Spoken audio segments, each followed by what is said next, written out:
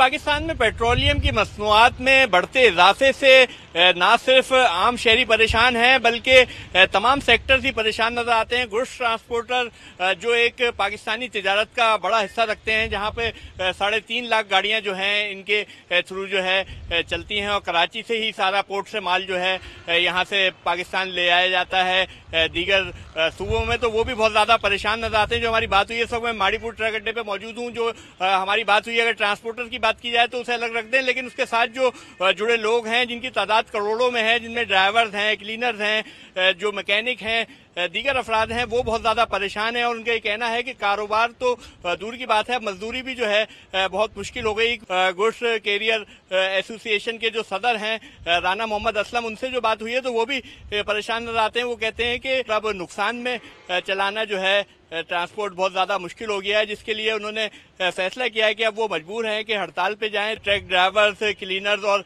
Transporter जो हैं वो परेशान हैं और हुकूमत से यही अपील करते नजर आ रहे हैं कि फिलफौर ऐसे इकदाम किए जाएं कि महंगाई को कम किया जाए, पेट्रोलियम मसनूआत की कीमतों को जो है वो तवाज़ुन में लाया जाए ताकि उनके कारोबार चलते रहें।